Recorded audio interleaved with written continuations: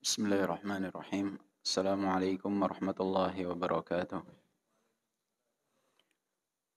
إن الحمد لله نحمده ونستعينه ونستغفره ونعوذ بالله من شرور أنفسنا وسيئات أعمالنا. من يهده الله فلا مضل له ومن يضلل فلا هادي له. وأشهد أن لا إله إلا الله ربي وحده لا شريك له. وأشهد أن محمدا عبده ورسوله. يا أيها الذين آمنوا اتقوا الله حق تقاته ولا تموتن إلا وأنتم مسلمون.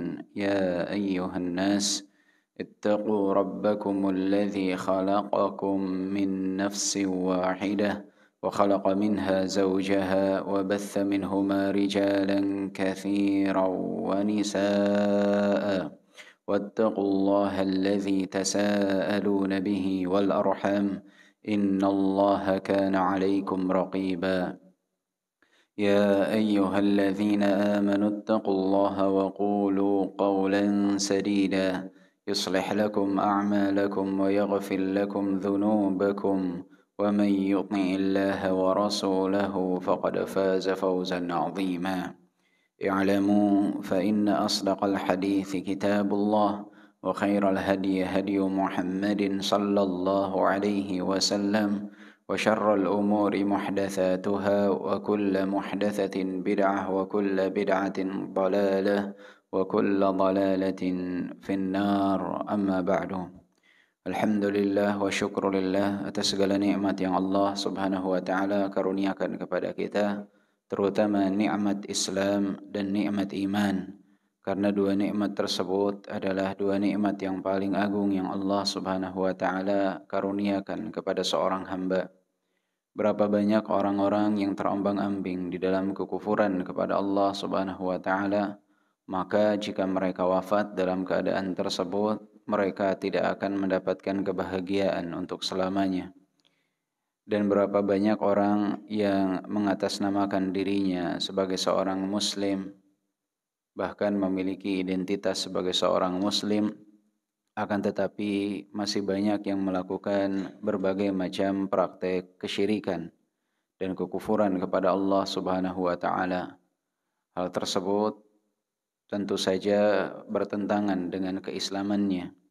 Maka bersyukurlah kepada Allah subhanahu wa ta'ala ketika Allah karuniakan kepada kita nikmat Islam dan nikmat iman.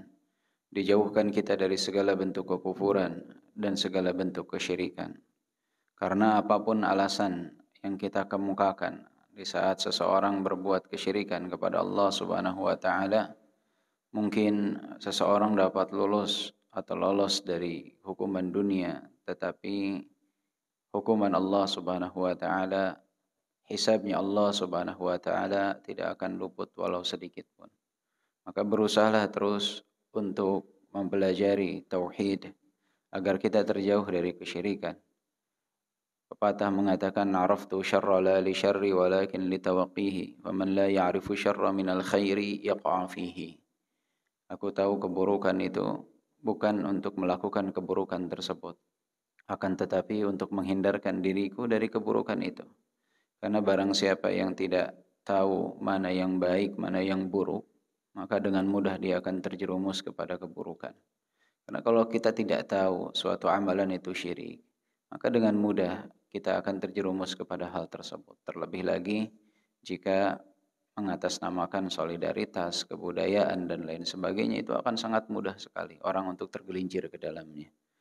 Maka penting bagi kita untuk mempelajari hal tersebut. Dan juga baik bagi kita juga untuk mempelajari bagaimana hikmah di dalam berdakwah di jalan Allah subhanahu wa ta'ala.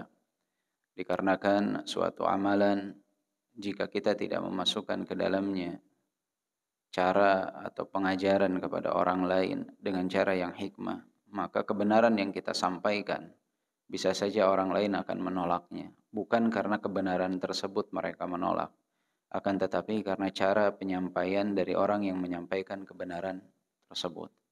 Maka penting dipelajari fiqh dakwah, bagaimana cara seseorang mendakwahkan kebenaran, sehingga kebenaran ini mudah untuk diterima. Rasulullah sallallahu alaihi wasallam ketika datang ke kota Mekah di Yaumil Fath, di hari terbukanya kota Mekah. Barulah Rasulullah sallallahu alaihi wasallam saat itu menghancurkan berhala secara terang-terangan. Karena memang itu merupakan bagian dari kekuasaan kaum muslimin dan juga Rasulullah saat itu. Akan tetapi ketika Rasulullah melihat satu bentuk hal yang dapat mengantarkan seorang sahabat kepada kesyirikan, ketika dia menggunakan gelang yang dianggap dapat mendatangkan manfaat dan menolak kemudaratan, Rasulullah Shallallahu Alaihi Wasallam tidak serta-merta mencabut gelang tersebut. Rasulullah Shallallahu Alaihi Wasallam mengatakan, "Enzi'ah, lepaskan gelang tersebut. Jika hal tersebut masih berada pada dirimu, maka engkau tidak akan bahagia untuk selamanya." Karena apa? Karena gelang tersebut merupakan perkara pribadi bagi seseorang. Sehingga Rasulullah tidak main mencabut, tetapi memerintahkan pemiliknya sendiri untuk mencabutnya. Sedangkan untuk patung-patung dan berhala-berhala yang ada di Masjidil Haram, Rasulullah Shallallahu Alaihi Wasallam langsung memerintahkan untuk menghancurkannya.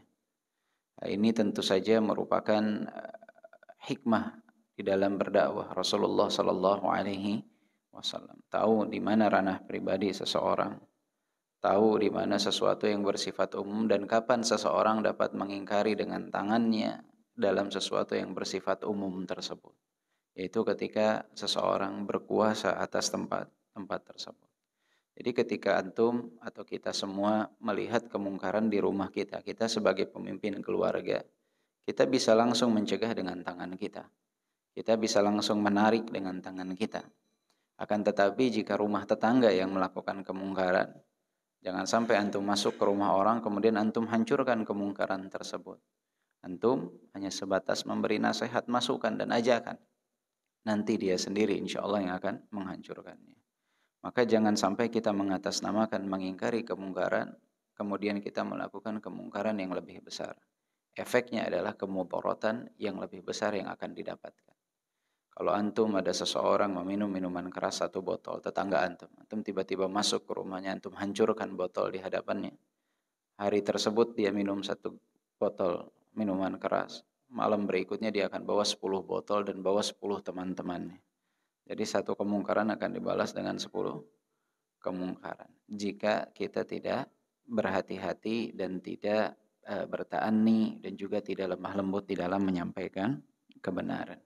Walaupun pada beberapa keadaan perlu untuk yang namanya ketegasan. Tetapi hukum asal dalam berdakwah adalah kelembutan. Ma rifqu fi syai'in illa zanah wa ma nuzi'a min syai'in illa syanah. Tidaklah kelembutan pada sesuatu kecuali akan membuatnya indah, dan tidaklah kelembutan dicabut dari sesuatu kecuali akan menjadikan hal tersebut menjadi buruk. Allahu a'lam bishawab. Ayuhal ikhwah rahimani wa rahimakumullah, insyaallah pada kesempatan kali ini kita akan kembali melanjutkan pembahasan dari kitab Al-Mafahimus Shahihah lil Hijrati ila Allah wa Rasulih. Pemahaman yang benar di dalam hijrah kepada Allah dan Rasulnya.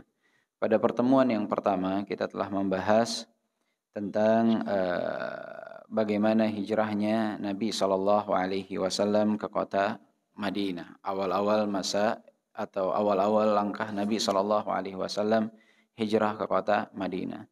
Dan kita juga telah membahas bagaimana kondisi kaum mukminin, kaum muslimin di kota Mekah sebelum mereka hijrah, baik ke Habasyah ataupun ke kota Madinah, yang mana mereka penuh dengan tekanan dan siksaan dari kaum musyrikin, tetapi mereka bersabar. Di antaranya adalah keluarga Yasir, ya.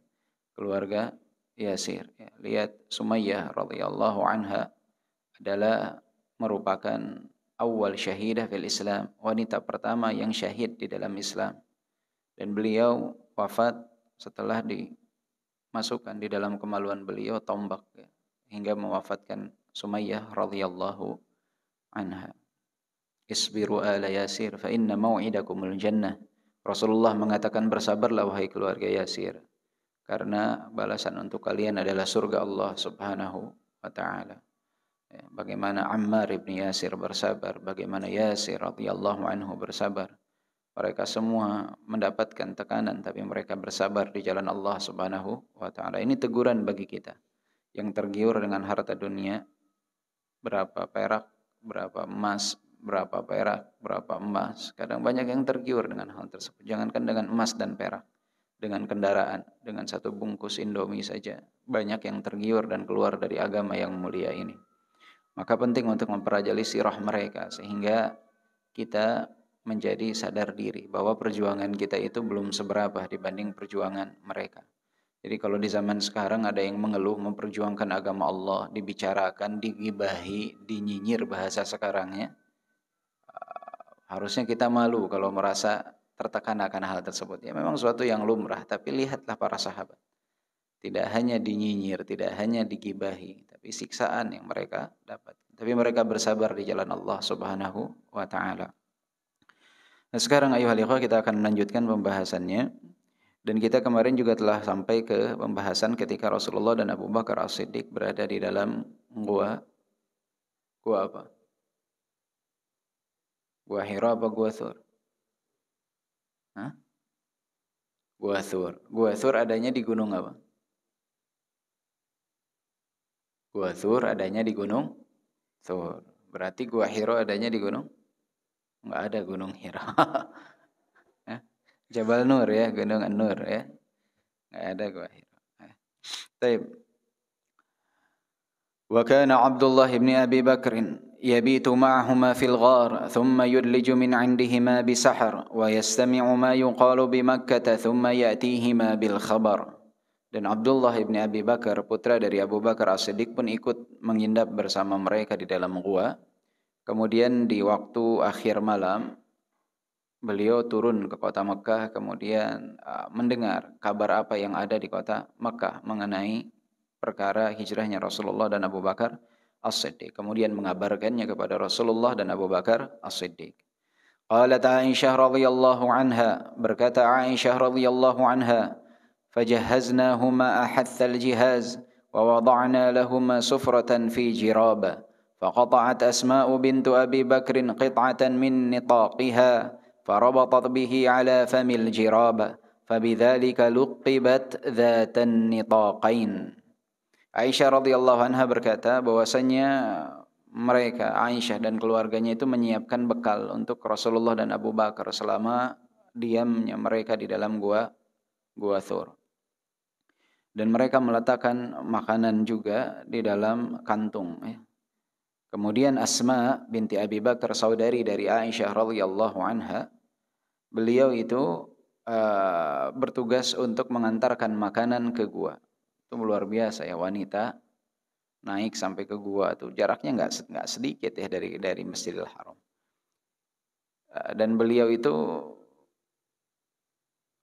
faqata'at Asma bintu Abi Bakar qit'atan min nitaqiha. Jadi beliau punya sabuk itu, beliau belah dua sabuk tersebut. Ya, beliau putus sebagian dari sabuk tersebut. Kemudian sisanya beliau potongan tersebut beliau gunakan untuk mengikat makanan yang tadi ada di wadah. Karena kan mau naik ke gunung biar tidak tumpah, diikat. Farabatat bihi ala famil jirab, ya, diikat di makanan tersebut. Fabidzalika luqibat dzatan nitaqain. Oleh sebab itu julukan bagi Asma binti Abi Bakar adalah dzati atau dzatan nitaqain, yaitu wanita yang memiliki dua sabuk. Kenapa disebut wanita yang memiliki dua sabuk? Karena saat itu sabuknya beliau beliau bagi, yang satu beliau ikat kembali, yang satu beliau ikatkan ke makanan. Ini adalah julukan akhirnya yang diberikan kepada Asma binti Abi Bakar, saudari dari Aisyah radhiyallahu anha. Jadi kalau julukan apa untuk Asma? Dzatun nitaqain. Dzatun nitaqain ini adalah wanita yang memiliki dua sabuk. Ini adalah jasa yang luar biasa yang diberikan oleh Asma dalam menyuguhkan makanan kepada Rasulullah dan bapaknya, yaitu Abu Bakar As-Siddiq. Walamma ya'isal musyrikuna min adh-dhafari bihima. Ketika kaum musyrikin ini mulai putus asa untuk menggapai kemenangan, ya, untuk mendapatkan Rasulullah dan Abu Bakar, ja'alu liman ja'a bihima diyata kulli wahidin minhuma. Maka mereka menjanjikan dia berupa 100 ekor unta bagi siapapun yang menemukan Rasulullah dan Abu Bakar. Mereka sudah tidak sanggup lagi nih menemukan Rasulullah dan Abu Bakar, akhirnya dibuat sayembara. Siapa yang menemukan Rasulullah dan Abu Bakar akan mendapatkan 100 ekor unta. Fajaddan nasu fit talab. Orang berbondong-bondong, semangat untuk mencari 100 unta. Zaman sekarang luar biasa harganya, ya. Bisa MM-an di zaman sekarang. Hadiah yang menggiurkan bagi mereka. Tama'an fid diyah. Itu karena keinginan mereka mendapatkan diyah tersebut. Ai fil ju'alil ladzi ja'alathu Quraisyun liman ata bihima. Itu hadiah yang dipersiapkan oleh kaum Quraisy untuk siapa yang mendatangkan Rasulullah dan Abu Bakar. Wallahu ghalibun ala amrih. Allah Subhanahu wa taala yang lebih berkuasa atas perkara yang Allah Subhanahu wa taala tetapkan. Mau semua bersatu untuk menghancurkan seseorang, kalau Allah tidak takdirkan tidak akan terjadi. Kebalikannya, kalau semua orang di dunia ini bersatu untuk memberikan manfaat bagi kita, Allah belum tuliskan, Allah belum takdirkan, tidak akan terjadi. Jadi orang yang beriman itu harus selalu yakin, kalau belum Allah takdirkan tidak akan terjadi. Mau semua bantu kita, tidak akan ada manfaat yang kita dapatkan kalau Allah belum tuliskan. Mau semua memerangi kita, tidak ada kemudaratan yang akan menimpa kita kalau Allah tidak takdirkan. فلما مروا بحي بني مدلج مصعدين من قديد بصر بهم رجل من الحي فوقف على الحي فقال لقد رأيت آنفا بالساحل أسودة ما أراها إلا محمدا وأصحابه. Dan ketika mereka mengikuti langkah Rasulullah sallallahu alaihi wasallam, mereka sampai di Bani Mudlij, yaitu yang mana mereka telah berangkat dari yang namanya Qudaid. Bapak-bapak kalau pernah umroh dari Madinah ke Mekah, kadang Pak supir suka singgah di tempat peristirahatan sekitar 2 jam sebelum sampai di kota Mekah. Itu daerah namanya Wadi Qudaid. Nah, ini daerah Qudaid ini banyak sekali ya peristiwa, termasuk dalam peristiwa hijrah Nabi, kemudian dalam peperangan Banil Mustaliq. Itu mungkin bapak-bapak pernah dengar juga atau ibu-ibu kisah tentang haditsatul ifk ketika Aisyah dituduh melakukan perbuatan dengan Safwan ibn Mu'attal As-Sulami. Itu setelah peperangan Banil Mustaliq. Juga terjadi peperangannya dekat dengan Wadi Qudaid. Jadi Rasulullah sudah jauh tuh dari kota Mekah, sekitar 150 km berarti ya jaraknya. Nah, mereka kaum musyrikin juga mengejar, sudah sampai ke Hai Bani Mudlij. Daerah Bani Mudlij sudah sampai di sana. Itu setelah Qudaid. Kemudian ada salah seorang dari mereka mengatakan, tadi aku melihat di daerah pesisir itu ada 2 orang yang lewat. Sepertinya itu adalah Abu Bakar dan Muhammad, katanya. Fafatina lil amri Suraqah ibn Malik. Suraqah ibn Malik saat itu berpikir untuk mendapatkan hadiah tersebut untuk dirinya sendiri. Jadi ketika mendapatkan kabar dari laki tersebut, kan semua mendengar tuh kaum musyrikin. Suraqah ibn Malik dalam hatinya ingin dia yang dapatkan hal tersebut. Fa'arada an yakuna adh-dhafaru lahu khasatan, faqala bal hum fulan wa fulan kharaja fi talabi hajatin lahuma. Jadi dia bilang, Suraqah ibn Malik ketika mendengar hal tersebut, dia katakan di hadapan yang, oh bukan, itu bukan Muhammad dan Abu Bakar. Itu tadi 2 orang, fulan dan fulan, dia keluar dari rombongan, memang dia ingin mendapatkan apa yang mereka cari. Intinya ada keperluan khusus untuk mereka. Akhirnya yang lain tidak jadi untuk mengejar. Karena Suraqah ibn Malik ingin mendapatkan hadiah tersebut untuk dirinya sendiri. Enggak ada katanya. Bukan Abu Bakar dan Muhammad, salah dia. Itu adalah orang-orang kita juga yang pergi untuk kebutuhan. Thumma makatha qalilan thumma qama fadakhala khiba'ahu. Terus diam sejenak, dia masuk ke dalam tendanya. Masuk ke dalam tendanya. Karena mereka memasang tenda di daerah tersebut. Wa qala li khadimihi ukhruj bil farasi min wara'il khiba' wa maw'iduka wara'al akamah. Wal akamatu asy-syai'ul murtafi'u qalilan. Kemudian dia di dalam tenda bilang kepada pembantunya, kepada hamba sahayanya, wahai fulan, kamu pergilah keluar dari tenda dan bawalah kuda secara perlahan-lahan. Dan kita nanti akan bertemu di balik Al-Akamah. Al-Akamah ini sesuatu yang tinggi, mungkin seperti bukit kecil ya. Nanti kita akan bertemu di sana, biar tidak terlihat oleh yang lain. ثم أخذ رمحه وخفض عاليه يخط به الأرض حتى ركب فرسه.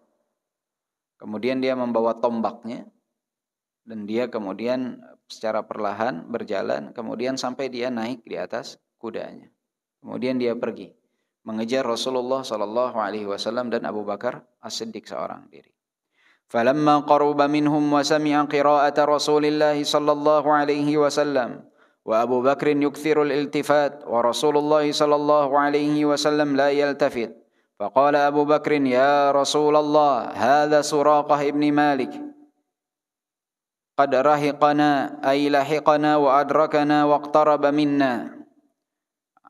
Ketika Rasulullah dan Abu Bakar sedang berjalan, maka yang sering melihat ke belakang itu adalah Abu Bakar As-Siddiq. Kemudian Abu Bakar melihat ini ada Suraqah ibn Malik menyampaikan kepada Rasulullah, Suraqah ibn Malik mengejar kita dan sudah dekat dengan kita. Maka saat itu fada alaihi sallallahu alaihi wasallam fasakhat yada farasihi fil ard faqala qad alimtu anna alladhi asabani bidu'aikuma fad'u Allah li wa lakuma alayya an arudda an-nas ankuma fada'a lahu Rasulullah sallallahu alaihi wasallam fa utliqa wa sa'ala Rasulullah sallallahu alaihi wasallam an yaktuba lahu kitaban fakataba lahu Abu Bakr bi amrihi sallallahu alaihi wasallam fi adim. Jadi saat itu Rasulullah kemudian berdoa kepada Allah Subhanahu wa taala. Tiba-tiba Suraqah ibn Malik ini kudanya terjatuh. Saat itu Suraqah kemudian mengatakan, sesungguhnya tidak ada yang menimpaku dalam hal ini kecuali karena doa kalian. Maka aku berjanji aku akan mengembalikan kaum musyrikin kembali ke kota Mekah. Akan tetapi berdoalah kepada Allah untukku. Maka saat itu Rasulullah sallallahu alaihi wasallam mendoakannya, kemudian dia terbebaskan. Jadi kudanya kembali bisa dia tunggangi. Ini ayuhal ikhwah rahimani wa rahimakumullah, sesuatu yang sangat luar biasa ya. Doa yang mustajab dari Rasulullah sallallahu alaihi wasallam. Rasulullah tidak pernah khawatir. Rasulullah selalu memikirkan bagaimana dakwah Islam ini tegak. Rasulullah tidak mengkhawatirkan dirinya. Rasulullah selalu yakin bahwa Allah Subhanahu wa taala bersama beliau. Nah, ini yang harus dimiliki oleh kita di dalam berdakwah. Jangan takut. Mau apapun yang sedang menerkam kita, siapapun, jangan pernah takut. Jika kebenaran yang kita sampaikan dan menyampaikan dengan cara yang benar, jangan pernah takut oleh orang lain. Apalagi kalau cuma takut dimusuhi, takut disinggung, takut digibahi. Ya. Nah, ini sesuatu yang tidak pantas ditakuti oleh seorang mukmin. Orang yang beriman itu patokannya ya keridhaan Allah Subhanahu wa taala. Dan siapapun yang mengganggu ajaran agama yang mulia ini, yang mengganggu Islam, dia yang akan mendapatkan akibatnya di dunia dan di akhirat kelak. Berapa banyak orang yang mengganggu dakwah Islam yang mulia ini. Tidak dapat dan tidak sanggup mereka menahan keinginan manusia untuk kembali kepada fitrahnya, kepada ajaran agama yang mulia ini. Bapak-bapak mungkin sering mendengar kabar bagaimana menyebarnya Islam di negara-negara barat. Mereka membendung dengan sedemikian rupa tidak terbendung. Ya. Jadi Islam itu tidak butuh kita yang butuh untuk memperjuangkan Islam. Islam itu tidak dikenal karena kita. Islam bukan dikenal karena kita. Tetapi kita yang membutuhkan Islam itu.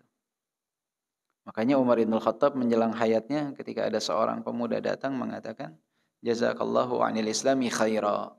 Terima kasih banyak. Semoga Allah membalasmu atas apa yang kau telah perjuangkan untuk Islam. Kata Umar bin Khattab, bukan seperti itu, sebaliknya. Aku yang pada hakikatnya berterima kasih kepada ajaran yang mulia ini. Kemuliaan Umar bin Khattab adalah karena beliau memeluk agama Islam. Bahkan pernyataan beliau sangat mulia mengatakan, nahnu qaumun a'azzanallahu bil Islam, famahma btaghaina al-'izzata bighairi adhallana Allah. Kita adalah kaum yang Allah Subhanahu wa taala muliakan dengan Islam. Maka siapa yang mencari kemuliaan dari selain Islam, dari jalan selain Islam, maka yang akan dia dapat adalah kerendahan dan kehinaan. Jadi kalau kita ingin mulia dengan berpegang teguh kepada agama Islam. Tapi kalau kita mengharapkan kemuliaan dari cara yang lain, dari penampilan, dari harta, dari kedudukan, kemudian kita ingin mendapatkan kemuliaan, maka kerendahan dan kehinaanlah yang akan kita dapatkan. Karena kemuliaan yang hakiki itu ketika seseorang berpegang teguh dengan agama yang mulia, bukan dengan harta dunia. Banyak orang ingin menggapai kemuliaan, kemudian dia merendahkan diri di hadapan manusia. Karena berharap mendapatkan kemuliaan. Tidak, yang akan didapat adalah kerendahan dan kehinaan. Seorang muslim itu harus bangga dengan keislamannya. Jangan malu untuk berpegang teguh kepada agama yang mulia. Jangan gengsi untuk menunjukkan keislaman diri. Karena Islam ini mulia. Semua yang diajarkan dalam Islam ini baik. Antum mau ke negara mana saja, mau ke daerah manapun, ajaran mereka dibandingkan dengan ajaran Islam sangat jauh. Ajaran Islam menjunjung tinggi hal-hal yang sangat luar biasa. Dari mulai hal terkecil sampai hal terbesar. Dari mulai perkara kebersihan. Islam mengajarkannya dari 14 abad yang lalu. Bagaimana sampai seseorang buang hajat itu harus seperti apa. Padahal ratusan tahun yang lalu, orang-orang di negeri barat masih asal-asalan dalam perkara tersebut. Kenapa minyak wangi sangat terkenal di mereka? Karena hal tersebut. Islam telah mengajarkan kebersihan 14 abad yang lalu. Tentang dianjurkannya seseorang mandi janabah. Mungkin orang-orang barat berapa pekan sekali dahulu mandi. Islam 1 pekan sekali minimal, hari Jumat harus mandi. Walaupun di daerah yang dingin. Disunnahkan dan dianjurkan. Sampai perkara yang besar seperti perdagangan. Ada agama lain atau di daerah lain istilah dengan ekonomi syariah. Diatur semua. Tata cara jual beli. Ada di mana? Di Islam. Orang baru mengatakan tentang matematika ratusan tahun yang lalu mungkin. Islam 14 abad yang lalu sudah mengajarkan matematika yang mungkin bagi sebagian orang di zaman sekarang aja masih sangat rumit. Yaitu tentang pembagian zakat. Persekian, sepersekian. Ibu 1/6, ayah 1/6, istri 1/8, 1/4. Sesuatu yang kalau di zaman sekarang juga orang masih menganggapnya rumit. Ini telah diajarkan oleh Islam. Ini agama yang mulia. Seorang tuh harus punya izzah, kemuliaan dengan Islam. Jangan menyembunyikan keislaman di hadapan orang lain. Sekarang kita yang sangat miris adalah sampai sulit membedakan mana si muslim dengan tidak muslim di beberapa tempat itu. Karena mirip. Penampilannya sama, pakaiannya sama. Bagaimana saya membedakan antara seorang muslim dengan tidak? Bagaimana membedakan seorang muslimah dengan yang bukan muslimah? Walaupun semakin kesini alhamdulillah. Di Indonesia khususnya, di tahun-tahun sekarang orang Masya Allah banyak wanita yang menggunakan jilbab, terlebih jilbab yang syar'i. Masya Allah, tabarakallah, sesuatu yang harus disyukuri. Banyak orang yang semakin tersadar untuk mempelajari ilmu agama. Itu suatu hal yang sangat positif sekali. Tetapi memang belum menyeluruh. Banyak di sebagian tempat kita lihat sulit membedakan antara muslim dengan tidak muslim. Karena banyak orang yang berKTP-kan Islam, dia tidak memiliki kebanggaan dengan keislaman. Itu yang bahaya. Orang kalau sudah malu dengan identitas dirinya, itu yang sangat bahaya. Akhirnya dia akan mengatakan semua agama itu sama. Semua agama adalah sama. Yang penting baik. Nah, ini adalah penyakit yang sangat luar biasa yang diderita zaman sekarang oleh manusia. Kalau semua agama sama, di KTP-nya tulisannya tetap aja Islam. Kenapa enggak Islam, Kristen, Hindu, Buddha? Enggak, tidak mereka tulis seperti itu. Hanya Islam saja. Aneh logikanya. Insya Allah nanti pembahasan yang lain kita akan bahas mengenai hal tersebut. Kemudian di sini disebutkan Rasulullah sallallahu alaihi wasallam fil Madinah. Keberadaan Rasulullah sallallahu alaihi wasallam di kota Madinah. Balagal ansara makhraju Rasulillah sallallahu alaihi wasallam min Makkah wa qasduhu al-Madinah fakanu yakhrujuna kulla yawmin ila al-harrah yantadhirunahu awwal an-nahar. فإذا اشتد حر الشمس رجعوا إلى منازلهم فلما كان يوم الاثنين 12 ربيع الأول على رأس 13 سنة من النبوة خرجوا على عاداتهم.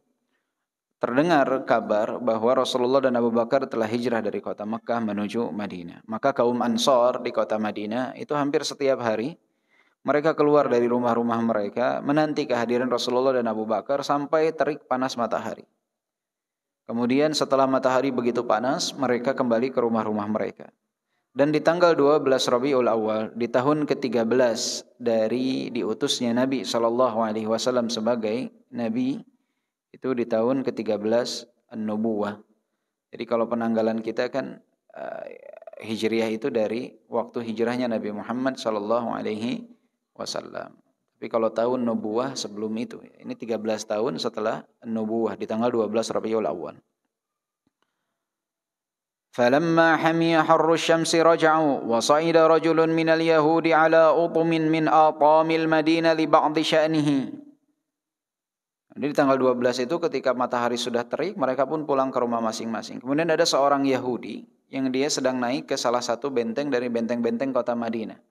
Dulu itu zaman dahulu kalau kota itu ada benteng luarnya kan. Orang Yahudi ada keperluan khusus di sana. Dia sedang ada di atas benteng tersebut. Jadi memang orang Yahudi saat itu banyak di kota Madinah ya. Ada Bani Qainuqa, Bani Nadir, banyak kabilah-kabilah Yahudi di kota Madinah. Nah, salah seorang Yahudi ini sedang naik di salah satu benteng. Fara'a Rasulullah sallallahu alaihi wasallam wa ashabahu mubayyidina yazulu bihimus sarab. Kemudian dia melihat Rasulullah ya dan rombongan itu Abu Bakar As-Siddiq telah hilang fata morgana. Kan biasanya kalau panas terik itu ada fata morgana ya. Ini udah hilang, putih-putihnya fata morgana itu sudah hilang. Kemudian fasarakha bi'ala sawtihi ya bani Qailah hadha sahibukum qad jaa hadha jaddukum alladhi tantadhirunahu. Kemudian dengan suara yang tinggi yang lantang dia mengatakan, wahai kaum penduduk kota Madinah, ini adalah sahabat kalian yang kalian nantikan dari kemarin. Dia telah datang. Ini sahabat kalian yang kalian nantikan dari kemarin, dia telah datang. Orang tua kalian telah tiba yang kalian nantikan. Fabadarul ansaru ila as-silahi liyatalaqaw Rasulullah sallallahu alaihi wasallam. Wa sumi'atir rajjatu wat takbir fi Bani Amr ibn Auf. Wa kabbara al-muslimuna farahan biqudumihi wa kharaju li liqa'ihi. Fatalaqawhu hayyawhu bitahiyyatin nubuwah fasara hatta nazala biquba fi Bani Amr ibn Auf. Maka kaum Ansar pun, bapak-bapak dan ibu-ibu yang dimuliakan oleh Allah Subhanahu wa taala, mereka pun keluar menyambut kedatangan Rasulullah sallallahu alaihi wasallam. Dan terdengar suara takbir yang menggema di kota Madinah, terutama di Banu Amr ibn Auf, di daerah Banu Amr ibn Auf, karena saat itu kota Madinah tempatnya masih sesuai kabilah-kabilah. Jadi kabilah Bani Amr ibn Auf daerah ini, kabilah Bani Salamah daerah ini daerah ini, terbagi-bagi. Wa kabbaral muslimuna farahan biqudumihi, bertakbir semua kaum muslimin saking bahagianya atas kehadiran Rasulullah sallallahu alaihi wasallam. Bagaimana tidak bahagia kedatangan Nabi yang mulia Muhammad sallallahu alaihi wasallam. Saya sangat membahagiakan. Kondisi mereka itu atas kedatangan Rasulullah adalah suatu hal yang sangat luar biasa sekali, membahagiakan bagi mereka. Dan hari wafatnya Rasulullah sallallahu alaihi wasallam adalah hari paling menyedihkan untuk mereka. Bisa terbayang bagaimana mereka merasakan hal tersebut ya. Sungguh sangat luar biasa sekali. Kita saja 14 abad setelah Rasulullah sallallahu alaihi wasallam tidak pernah bertemu langsung dengan Rasulullah. Ketika dikisahkan tentang hari kelahiran Nabi, hijrahnya Nabi, ikut bahagia. Ketika dikisahkan tentang kemenangan Nabi atas kaum musyrikin, ikut bahagia. Ketika dikisahkan tentang wafatnya Nabi, ikut bersedih. Padahal 14 abad setelah Nabi. Kisah sirah yang tidak pernah bosan untuk kita baca adalah kisahnya Nabi. Mau berapa sering pun seseorang menceritakan tentang Nabi SAW, kita selalu enak untuk mendengarnya. Walaupun kisahnya hal yang sering kita dengar. Jadi sangat luar biasa sekali berarti kondisi kebahagiaan mereka saat itu di saat kehadiran Rasulullah SAW. Wa kharaju li liqa'ih fatalaqahu wa hayyuhu bi tahiyyatin nubuwah fasara hatta nazala bi Quba fi Bani Amr ibn Auf.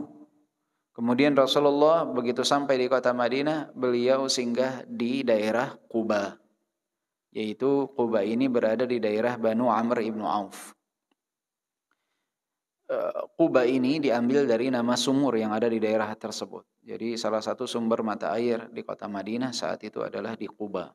Jadi Quba bukan Qubah ya, tapi Quba, Qaf, Ba, Alif, dan Hamzah. Quba adalah nama tempat yang dinisbatkan penamaan tersebut kepada nama sumur yang ada di daerah tersebut. Itu Quba. Faqama fihim 14 lailah. Rasulullah tinggal di sana selama 14 hari.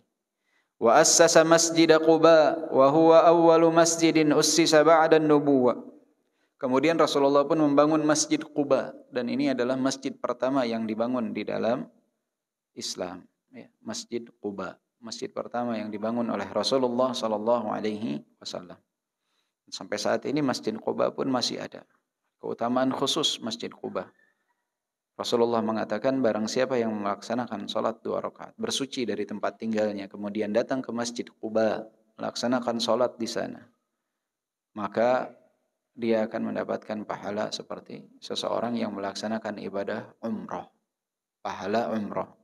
Tidak menggugurkan kewajiban umrahnya, tapi mendapatkan pahala seperti umrah. Sehingga Rasulullah itu walaupun sudah tinggal di dekat Masjid Nabawi, tetapi sering datang ke Masjid Quba. Ibnu Umar mengatakan kana Nabi sallallahu alaihi wasallam ya'ti Masjid Quba kulla sabtin masyian wa raqiba. Nabi sallallahu alaihi wasallam itu selalu menyempatkan untuk datang ke Masjid Quba khususnya di hari Sabtu. Baik dalam keadaan berjalan kaki ataupun menaiki kendaraan. Rasulullah sering tuh ya, jalan kaki atau naik kendaraan, khususnya Rasulullah sering melakukannya di hari Sabtu untuk berkunjung ke Masjid Quba, melaksanakan sholat di Masjid Quba, ya, Masjid Quba. Jadi Masjid Quba ini bukan diambil dari kata Qubah, bukan, tapi dari nama sumur air yang ada di sana. فلما كان يوم الجمعة ركب بأمر الله له فأدركته الجمعة في بني سالم بن عوف فجمع بهم في المسجد الذي في بطن الوادي. Kemudian ketika di hari Jumat Nabi SAW berangkat atas perintah Allah Subhanahu wa taala ke daerah Bani Salim ibni Auf. Ini enggak jauh. Jadi Bani Amr ibnu Auf itu Masjid Quba. Kalau Bani Salim ibnu Auf itu tidak jauh sebetulnya jaraknya. Mungkin dari Yasmin sini ke lampu merah McD di sana ya, kurang lebih. Enggak jauh, enggak terlalu jauh. Lebih dekat mungkin. Sekitar itu. Bani Salim ibnu Auf. Di sana, kemudian di sanalah pertama kali didirikan sholat Jumat. Sehingga ada masjidnya sampai sekarang disebut Masjidul Jum'ah. Masjid Jumat. Yaitu masjid yang pertama kali didirikan sholat Jumat di dalamnya. Masjid yang pertama kali didirikan sholat Jumat di dalamnya. Kalau Masjid Quba masjid yang pertama kali dibangun. Kalau ada Masjidul Jum'ah itu tempat yang pertama kali dilaksanakan di sana sholat Jumat. Tempat yang pertama kali dilaksanakan sholat Jumat. ثم ركب فأخذوا بخطام راحلته هلم إلى العدد والعدة والسلاح والمنعة فقال خلوا سبيلها يعني الناقة فإنها مأمورة فسارت حتى وصلت إلى موضع مسجده أي إلى الموضع الذي بني فيه المسجد اليوم وبركت أي الناقة ولم ينزل عنها حتى نهضت وسارت قليلا ثم التفتت فرجعت فبركت في موضعها الأول فنزل عنها وذلك في بني النجار أخواله صلى الله عليه وسلم وكان ذلك من توفيق الله لها فإنه أحب أن ينزل على أخواله يكرمهم بذلك فجعل الناس يكلمون رسول الله صلى الله عليه وسلم في النزول عليهم وبادر أبو أيوب الأنصاري إلى رحل رسول الله صلى الله عليه وسلم فأدخله بيته فجعل رسول الله صلى الله عليه وسلم يقول المرء مع رحله وجاء سعد بن زرارة فأخذ بزمام راحلته فكانت عنده. Setelah berada di sana selama 14 hari, Rasulullah pun melanjutkan pergi ke tempatnya Bani Najjar. Bani Najjar ini masih akhwalnya Rasul, artinya masih keluarga dari ibunya Rasulullah sallallahu alaihi wasallam. dari garis ibu. Disebutnya akhwal. Khal atau akhwal. Ya, ini dari garis keturunan ibu. Makanya dulu para pedagang Arab zaman dahulu kan dari Hadramut datang ke Indonesia. Banyak di antara mereka itu menikah dengan pribumi. Nah, biasanya keluarga dari pihak ibu itu mereka namakan dengan khal atau akhwal. Artinya adalah keluarga dari pihak ibu, paman dari pihak ibu. Nah, penyebutan ini terus-menerus. Makanya kalau sekarang warga keturunan Hadramut biasanya menyebut orang-orang yang pribumi itu dengan sebutan khal atau ahwal. Cuman karena lidah mereka tidak lagi menggunakan lahjah Arab, sehingga akhwal diganti dengan ahwal. Itu sebutan bahwa ini adalah keluarga dari garis keturunan nenek kita, ibu kita.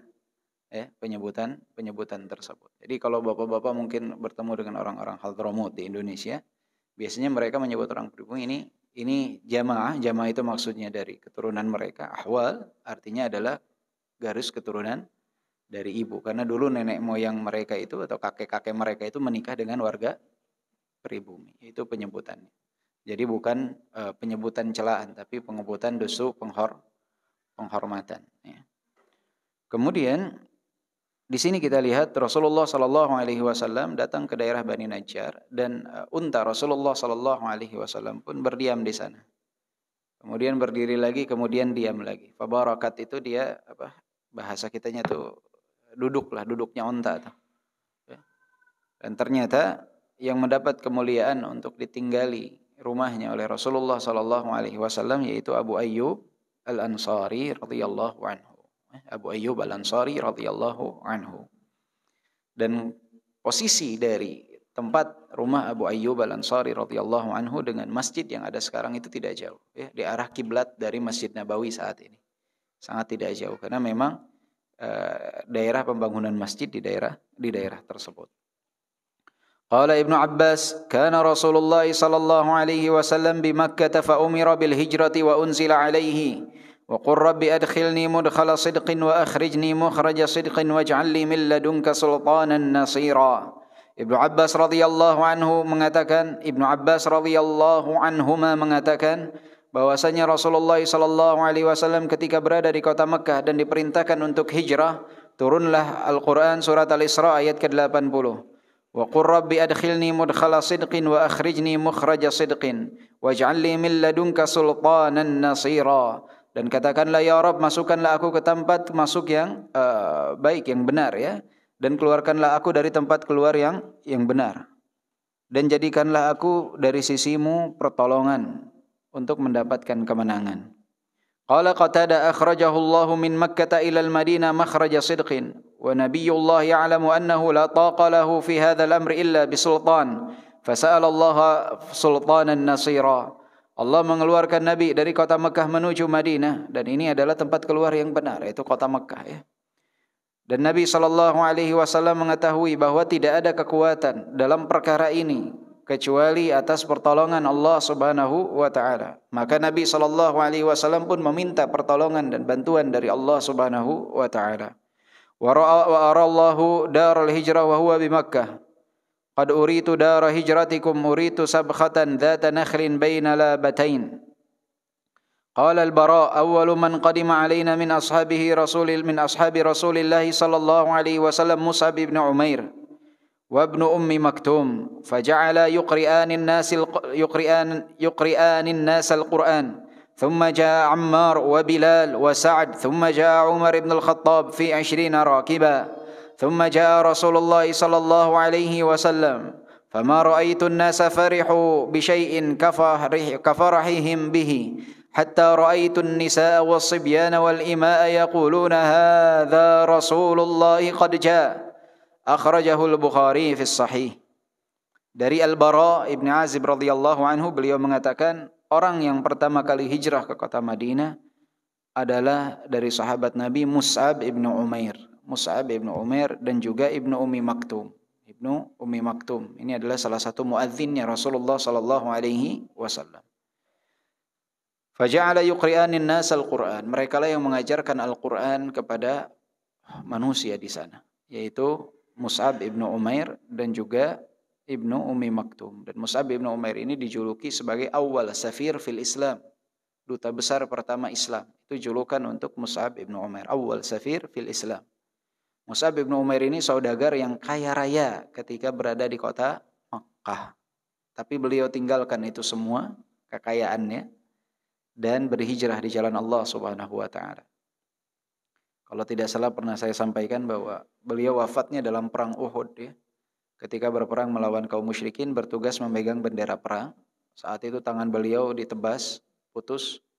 Beliau ambil dengan tangan kirinya ditebas juga putus, enggak berhenti. Terus beliau berjuang sampai ketika wafat memiliki 80 tusukan di tubuh beliau.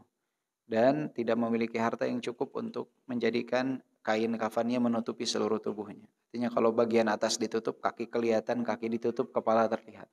Semuanya dikorbankan untuk memperjuangkan agama Allah Subhanahu wa taala. Itu adalah Mus'ab ibnu Umair.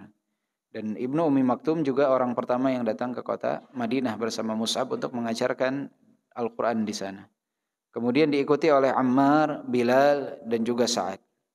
Kemudian datanglah Umar ibn al-Khattab dan beliau membawa 20 rombongan Umar ibn al-Khattab. Baru kemudian datanglah Rasulullah sallallahu alaihi wasallam. Dan tidaklah aku melihat, kata Al-Bara, kebahagiaan manusia melebihi kebahagiaan mereka di saat datangnya Rasulullah sallallahu alaihi wasallam. Jadi datang para sahabat bahagia mereka, tapi datangnya Rasulullah sesuatu yang luar biasa untuk mereka. Bina'u Masjidin Nabawi atau bina'u Masjidin Nabi sallallahu alaihi wasallam. Fase pembangunan Masjid Nabi. Syara'a an-nabiy sallallahu alaihi wasallam fi bina'il masjid. Qala az-Zuhri barakat naqatun nabiy sallallahu alaihi wasallam mawdi'a masjidihi wa huwa yawma idzin yusalli fihi rijalun minal muslimin.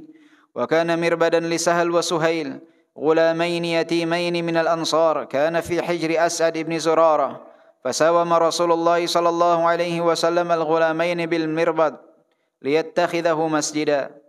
Jadi Nabi sallallahu alaihi wasallam kemudian membangun masjid di daerah sana, tapi Rasulullah sallallahu alaihi wasallam belum menentukan saat itu di mana tempat pembangunan masjid. Maka unta Rasulullah sallallahu alaihi wasallam pun berdiam di satu tempat tertentu di sana. Ternyata tempat itu adalah tanah miliknya Sahal dan Suhail, dua anak yatim yang ada di kota Madinah saat itu. Maka Rasulullah sallallahu alaihi wasallam pun mengajukan penawaran untuk membeli tanah tersebut karena akan dibangun masjid di sana. Faqala bal nahabahu laka ya Rasulullah. Ini dua anak yatim belum dewasa, tapi mereka tahu tentang keutamaan Islam. Beliau berdua mengatakan, aku berikan ini wahai Rasulullah hadiah untuk Islam, gratis, enggak usah dibayar. Fa aba Rasulullah sallallahu alaihi wasallam. Rasulullah pun tidak mau dibayar gratis, enggak mau, kata Rasul. Harus dibeli ini. Ini izzah seorang muslim, kemuliaan seorang muslim. Tidak mau Rasulullah diberi gratis. Kata Rasulullah sallallahu alaihi wasallam, "Fabta'ahu minhuma bi asyrati dananir." Kemudian Rasulullah membayarnya sekitar 10 dinar. 10 dinar kalau sekarang sekitar 42,5 gram emas.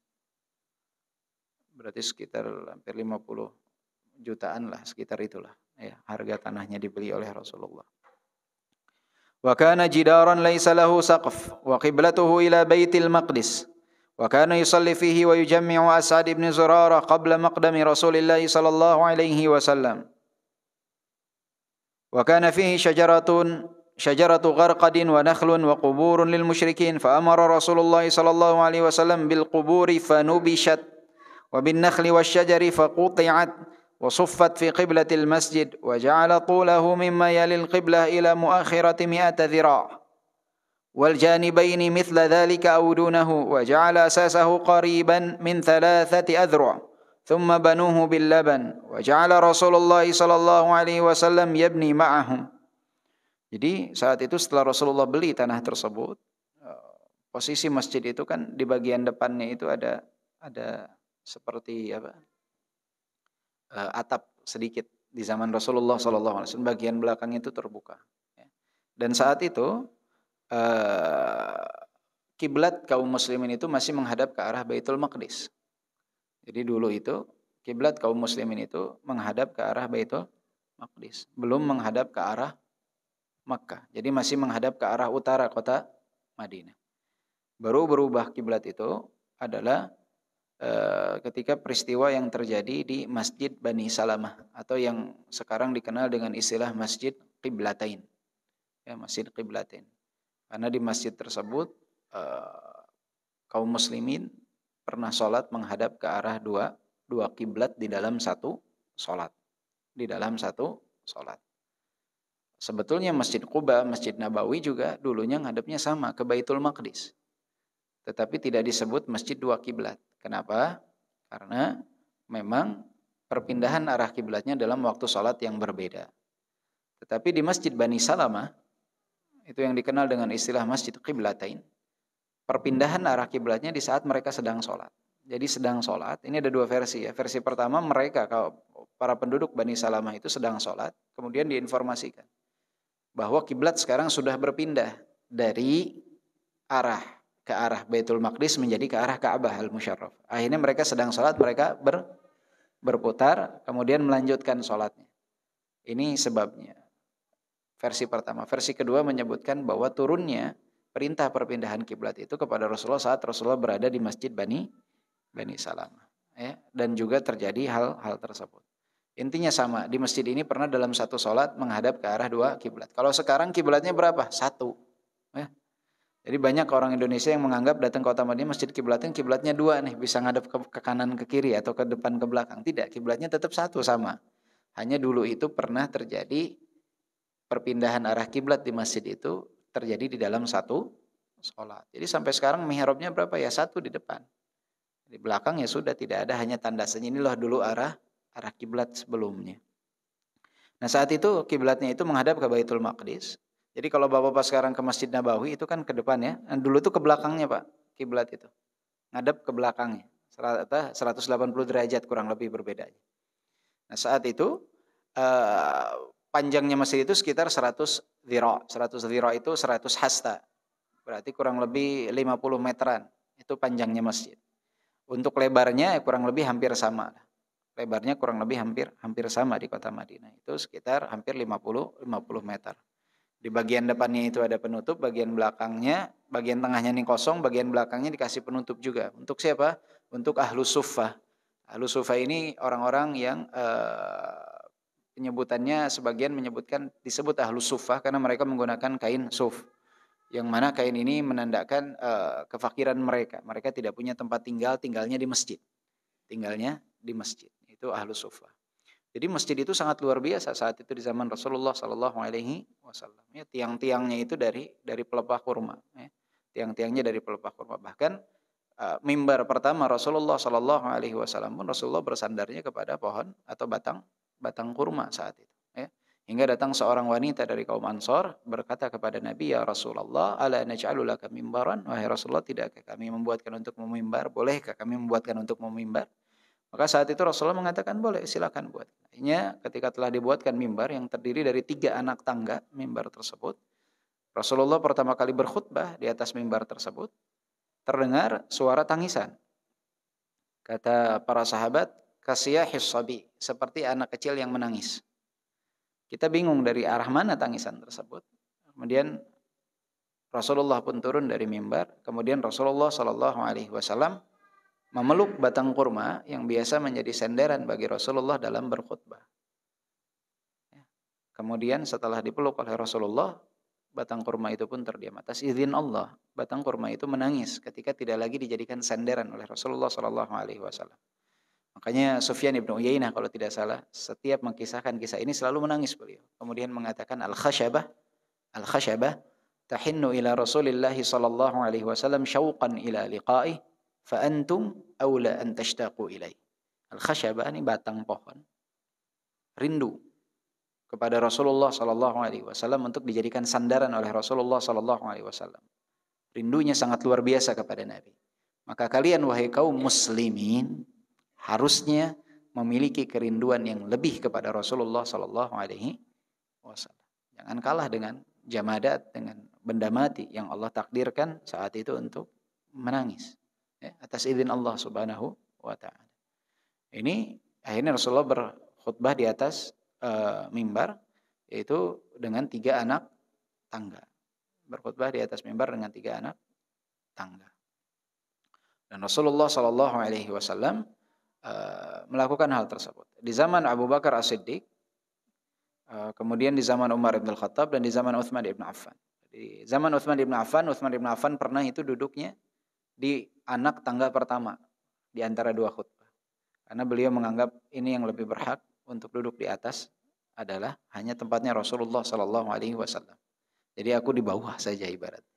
Tapi setelah sekian lama akhirnya Utsman bin Affan kembali kepada apa yang dilakukan oleh Rasulullah di masa hidup beliau, berkhutbah di atas 3 anak tangga. Nah, sekarang kenapa anak tangganya banyak sekali di Masjid Nabawi gitu kan? Nah, itu setelah para sahabat saat itu ada pemberian dari beberapa raja, baik Raja Muzaffar dari Yaman ataupun juga dari kerajaan Turki Utsmani, hadiah mimbar yang terdiri dari sekian banyak anak tangga. Mungkin itu adalah ijtihadnya mereka, ya. Dimulainya itu dengan banyak anak tangga itu di zamannya Muawiyah radhiyallahu anhu. Mungkin ijtihadnya para sahabat saat itu melihat bahwa semakin banyaknya umat, 3 anak tangga tidak cukup terlihat dari kejauhan, sehingga ditambah anak-anak tangga tersebut. Nah, kalau antum sekarang pakai di sini 9 anak tangga, kejedot ya imamnya, khatibnya. Ketinggian orang lihatnya. Itu ijtihadnya para sahabat. Nah, kemudian sebelum membangun itu kan di sana itu ada pohon-pohon, ada kuburan zaman dahulu. Maka Rasulullah memerintahkan untuk fanubishat. Nubishat itu artinya apa? Digali lagi kuburannya, dipindahkan kuburannya. Kalau masih ada tulang itu dipindahkan, ya. Dipindahkan tulang-tulang tersebut. Ini namanya digali kuburan yang ada. Nah, ini penggalian kuburan untuk kuburan kaum muslimin juga nih. Kalau misalkan ada di antara kita kuburan kadangkala kan ditumpuk di atasnya. Orang ada yang meninggal tumpuk di atas. Itu hukum asalnya tidak boleh dan dilarang. Kecuali karena darurah, keterbatasan tempat. Itu baru boleh. Zaman sekarang suka aneh-aneh wasiatnya. Ya, seorang istri meninggal. Suaminya saking cinta pada istrinya bilang, nanti kalau papa meninggal kuburin di atas kuburan mama. Biar barengan. Dikubur juga masing-masing, alam kuburnya beda ya. Nah itu sangat luar biasa, ternyata hal tersebut dilarang oleh para ulama kecuali jika mendesak. Misalkan ada bencana alam, kuburan terbatas, atau memang tidak ada lagi pemakaman yang lain, harus ditumpuk. Itu tidak masalah, tapi hukum asalnya dilarang. Dan juga mengeluarkan ibaratnya jenazah dari dalam kubur karena satu keperluan itu dibolehkan. Seperti perluasan di Masjid Quba beberapa tahun ini. Dulu di Masjid Quba itu di sampingnya ada pemakaman. Di luar area masjid ya, ada pemakaman. Itu karena sering jamaah itu berhimpitan di gang yang kecil, akhirnya kuburan tersebut pun digali kembali, kemudian dipindahkan ke tempat yang lebih jauh. Sehingga lebih luas dan lebih aman. Ini kan darurah.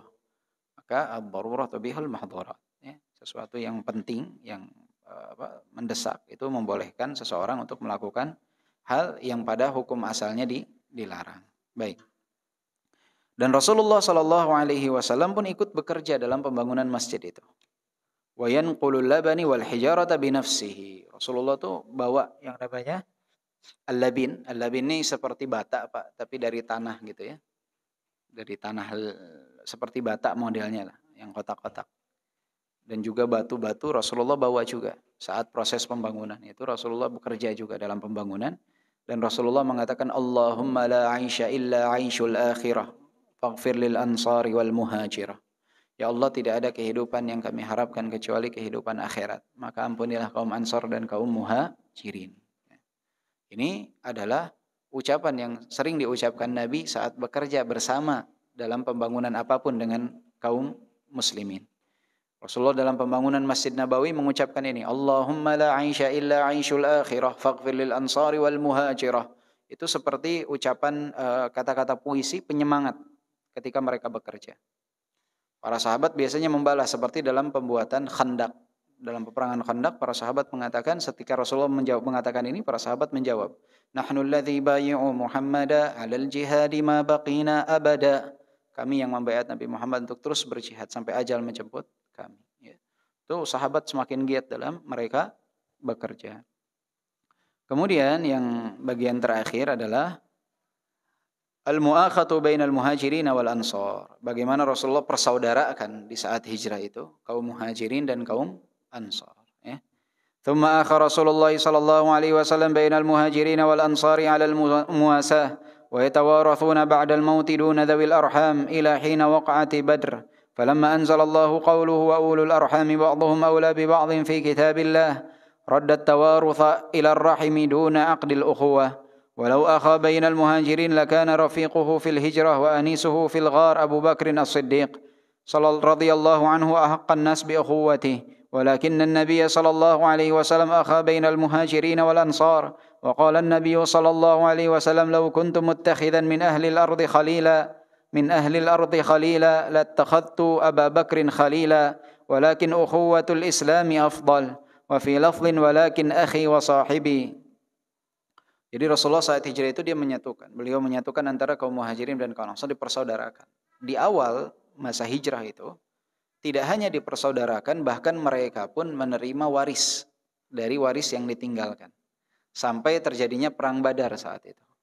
Di dalam perang Badar tersebut, dalam kejadian tersebut kan Allah menurunkan firman surat Al-Anfal ayat ke-75. Wa ulul arhami ba'dhum awla bi ba'dhin fi kitabillah.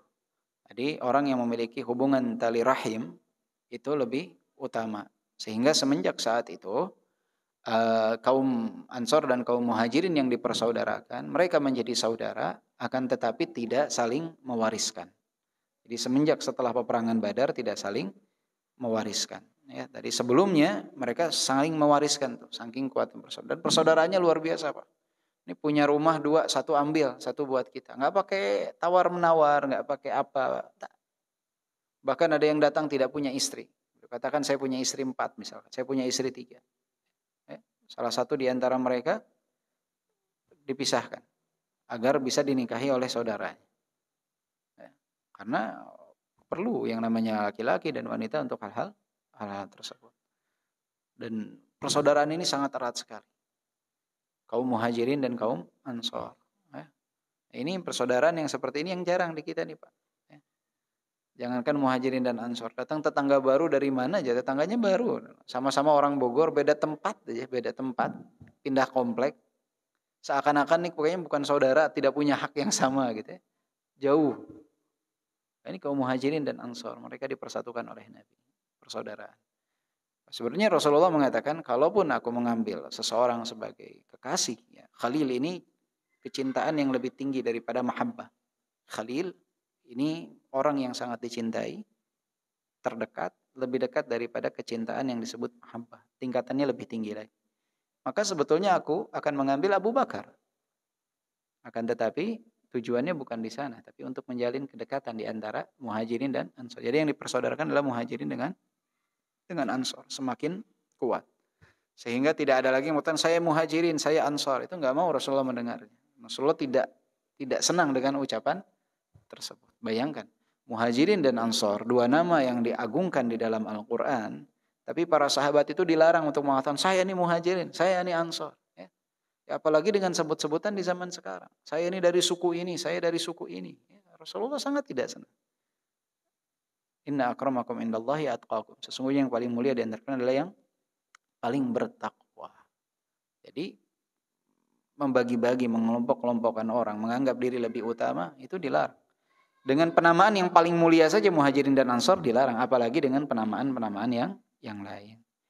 Ibadallah, inna hijratan Nabi sallallahu alaihi wasallam hadathun fadhun mutafarridun fi tarikhil bashariyah. Idh faraqallahu rabbul alamin biha bainal ahdain. بين عهد كان فيه النبي صلى الله عليه وسلم والمستضعفون معه في حال الاستضعاف وخوف وفي حال مطاردة وإيذاء إلى حال عز ومنعة وأخذ الله رب العالمين بأيدي المؤمنين إلى مصاف لا ترقى إليها النجوم ورفع الله رب العالمين ذكر نبيه صلى الله عليه وسلم وأعزه وهزم الأحزاب وحده ورفع الله رب العالمين كلمة الدين حتى أصبحت كلمة الكفر صاغرة كما هي في الحقيقة وعلى الدوام.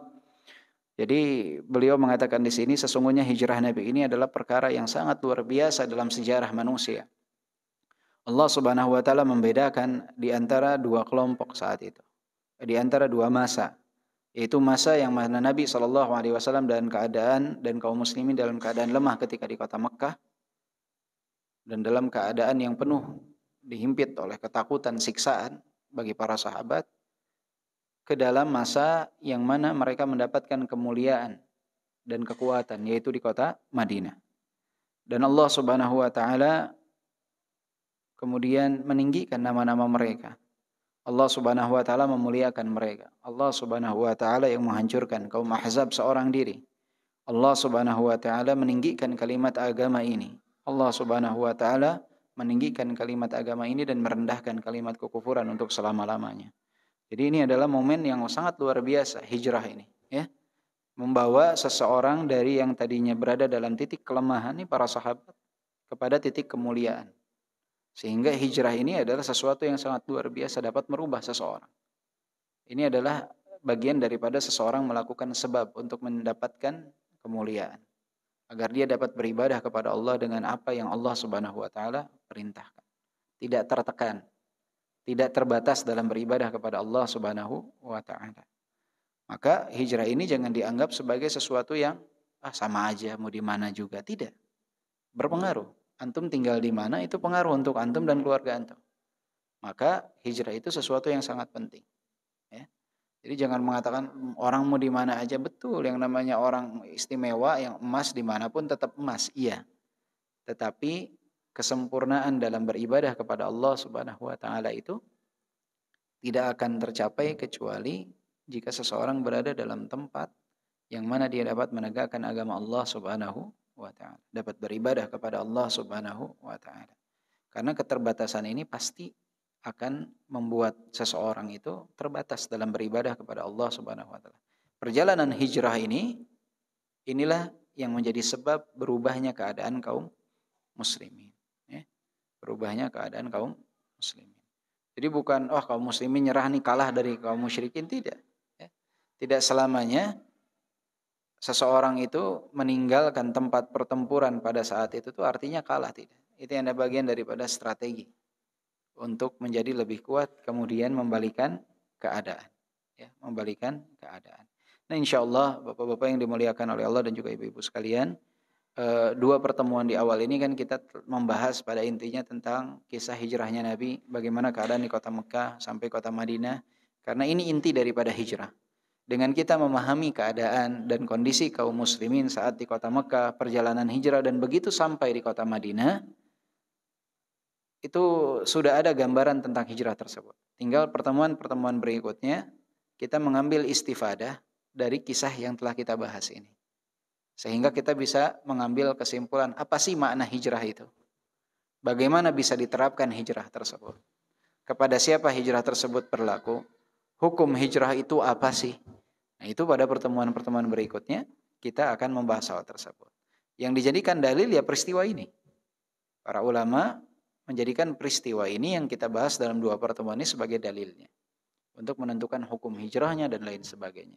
Insyaallah pada pertemuan berikutnya hal yang akan kita bahas adalah apa makna hijrah, dalil dalam hijrah itu apa, dan syarat-syarat hijrah itu apa. Ini adalah bahasan kita insyaallah di dalam pertemuan berikutnya tentang makna hijrah, dalil berkenaan dengan hijrah, dan juga syarat-syarat hijrah. Dan juga nanti ada pembahasan mengenai jenis-jenis hijrah. Apakah hijrah itu harus dari negeri kafir ke negeri Islam saja, atau bisa dari negeri Islam juga yang banyak kemaksiatan kepada negeri Islam yang penuh dengan kebaikan, atau seperti apa? Insyaallah kita akan bahas pada pertemuan berikutnya. Wallahu a'lam bishawab. Mohon maaf jika ada kesalahan. Semoga Allah Subhanahu wa taala memaafkan kita semua, dan semoga Allah memberkahi kita semua, dan Allah mewafatkan kita dalam keadaan kita mentauhidkan Allah Subhanahu wa taala. Subhanakallahumma wa bihamdika asyhadu an la ilaha illa anta astaghfiruka wa atubu ilaik. Walhamdulillahirabbil alamin. Assalamualaikum warahmatullahi wabarakatuh.